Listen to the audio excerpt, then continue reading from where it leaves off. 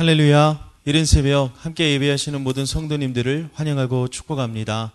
오늘 허락하신 이 귀한 말씀이 우리 삶 가운데 열매 맺고 주님의 은혜가 오늘 하루 우리를 인도하시는 귀한 은혜요 또 선물이 되어질 줄 믿습니다. 이 시간에 우리가 함께 나눌 말씀은 예레미야 10장 12절로 16절까지의 말씀입니다. 예레미야 10장 12절로 16절까지의 말씀을 저와 여러분이 한 목소리로 합독하여서 읽도록 하겠습니다. 말씀을 읽습니다.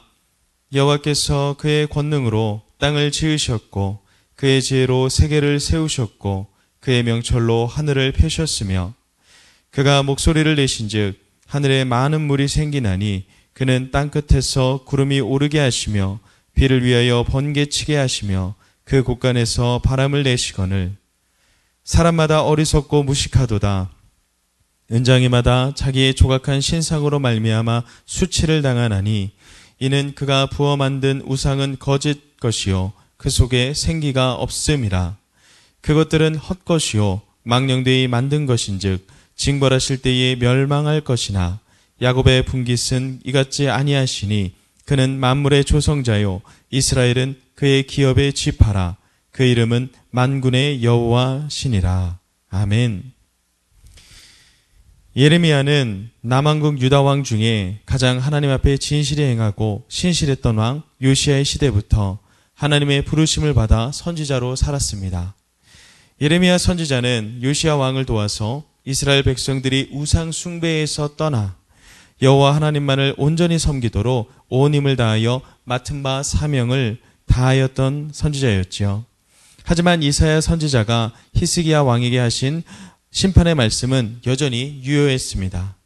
요시야 왕이 죽고 나자 왕이 된 요시야의 아들들은 아버지 요시야와 같이 하나님의 말씀을 듣고 나라를 다스린 것이 아니라 백성의 소리를 듣고 나라를 다스렸습니다. 하나님께서는 예레미야 선지자를 통하여 하나님의 말씀을 듣지 않는 백성들과 그 왕을 책망하셨습니다. 하지만 왕과 백성들은 예레미야 선지자의 말을 듣지 않았습니다. 하나님의 뜻보다 자신의 뜻을 하나님의 뜻이라 속여 말하는 거짓 선지자들이 되려 인기를 끌었습니다. 하나님의 말씀을 왜곡 없이 그대로 전했던 예레미야 선지자의 말은 불편했고 누구 또한 듣지 않았습니다. 예레미야 선지자는 사람의 뜻이 하나님의 뜻보다 더 좋고 더 의지하게 된 시대에서 하나님의 말씀을 굳건하게 선포하였지요. 하나님께서 유다 왕국을 멸망시킬 것이 분명한 사실처럼 보이는데도 백성들은 예레미야 선지자의 말을 듣지 않았습니다. 오늘 읽었던 말씀은 유다를 벌하시는 하나님께서 어떠한 하나님이신지 백성들이 믿고 의지하는 거짓된 예언이 어디로부터 왔는지에 대해서 이야기하고 있습니다. 우리가 함께 말씀을 읽으면서 하나님의 뜻, 오늘 말씀을 통해 우리에게 알리기 원하시는 그 교훈을 함께 살펴보길 원합니다. 우리 12절로 13절의 말씀을 먼저 살펴보면 예레미야 선지자는 여호와 하나님께서 스스로 세상을 창조하셨음을 강조하고 있습니다. 여호와 하나님께서는 그의 권능으로 땅을 지으셨고 그의 지혜로 세계를 세우셨고 그의 명철로 하늘을 펴셨다라고 기록하고 있습니다. 오직 여호와 하나님만이 이 모든 것을 하실 수 있습니다. 누구도 하나님을 따라 이 세상을 창조할 수 없는 것입니다. 하나님께서만 땅을 지으시고 세계를 세우시고 하늘을 펴신 분임을 우리가 알게 되어지는 것이죠. 바로 하나님만이 이 세상의 질서를 만드시고 운행하시고 다스리시는 창조주 여호와 하나님이시다라는 것을 우리가 고백하게 되는 것입니다. 하나님께서는 목소리를 내셔서 하늘에 많은 물을 생기게 하십니다. 또한 땅끝에서 구름이 생겨서 하늘에 올리시기도 하십니다. 번개를 치게 하셔서 비를 내리게도 하시고 바람도 모두 하나님의 곳간에서 나온다라고 표현합니다. 하나님께서는 이 세상을 직접 다스리시며 자신의 능력으로 말미암아 그 계획하심 안에서 운행하신다라는 것을 우리가 목격하게 되어집니다. 그 속에는 하나님의 법칙이 있고 그 법칙이 특별한 때가 아니고서는 어기는 일이 없으십니다. 하지만 하나님의 자유로우신 뜻 안에서 법칙을 세우셨으나 그 법칙에 매이시는 분이 아님을 우리가 알게 되어집니다.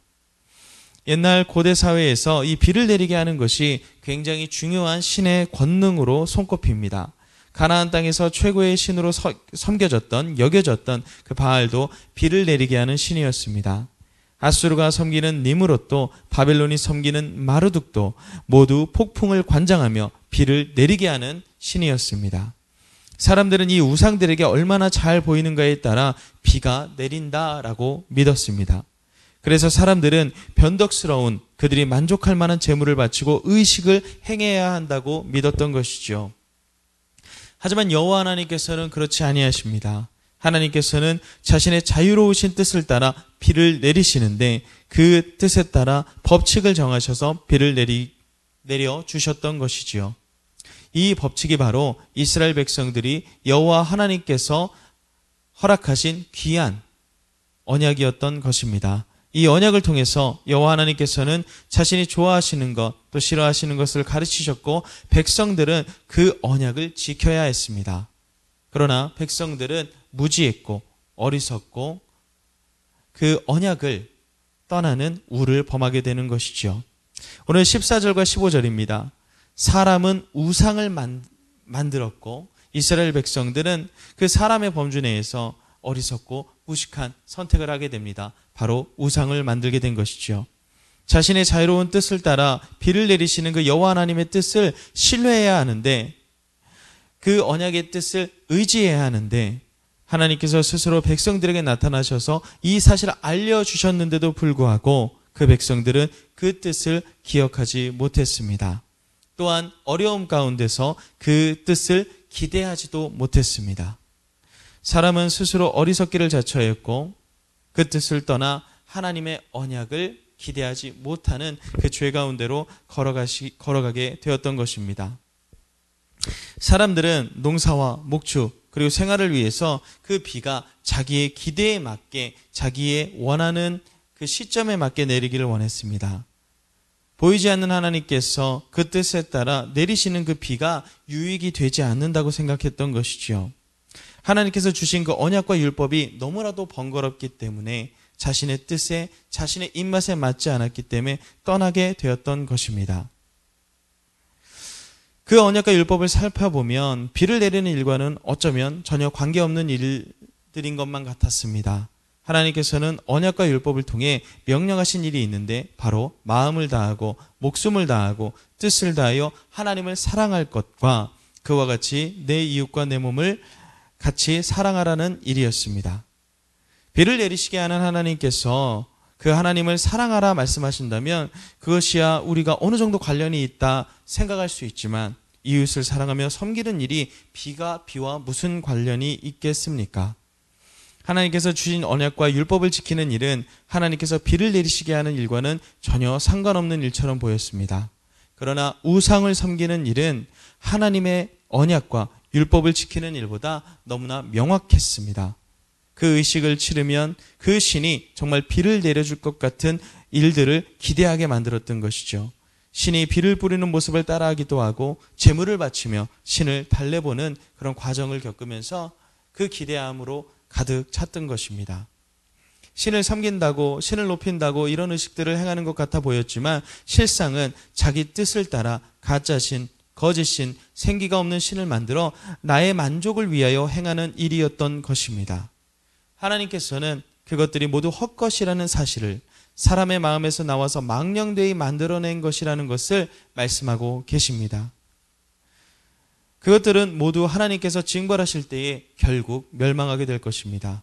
진정 살아 역사하셔서 우리와 함께 하시는 하나님께서는 그런 거짓신들, 사람이 망령되이 만들어낸 신과는 전혀 다른 분이신 것이지요. 이어서 16절을 살펴보겠습니다. 하나님께서는 자신을 야곱의 분깃이라고 말씀하고 계십니다. 분깃이라는 말은 소유, 유산이라는 뜻입니다. 여호와 하나님께서는 친히 자신을 야곱, 즉 이스라엘 백성들의 소유, 유산이라고 말씀하고 계십니다. 왜냐하면 하나님께서 하나님의 그 자유로우신 의지에 따라 야곱의 분깃, 그러니까 이스라엘의 소유가 되기로 한 약속, 언약을 우리에게 주셨기 때문입니다. 하나님께서는 야곱의 분깃이라 자신을 스스로 낮춰 말씀하시면서 스스로 자유로우신 자신의 뜻을 따라 이스라엘 백성과 언약을 맺으셨음을 알려주셨습니다. 이스라엘의 분기신 여호와 하나님께서는 사람들이 만들어낸 거짓 우상과는 같지 않으십니다. 여호와 하나님께서는 사람의 뜻으로 사람의 기대대로 움직이는 분이 아니라는 사실이지요. 하나님께서는 스스로 야곱의 분깃이 되기로 약속하셨고 그것을 언약으로 맺어주셨습니다.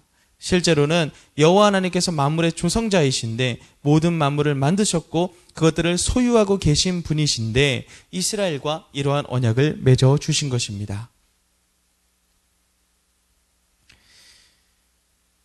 여호와 하나님은 만물의 조성자이시기도 하지만 만군의 여호와이시기도 하십니다. 만군의 여호와라는 말은 이 세상 모든 군대, 이 세상 모든 통치 체계를 다스리시는 하나님이시라는 뜻입니다. 세계는 모두 여호와 하나님께 속했습니다. 하나님께서는 모든 나라와 민족을 소유하고 계십니다. 분명 이스라엘보다 뛰어난 민족이 있을 수도 있습니다.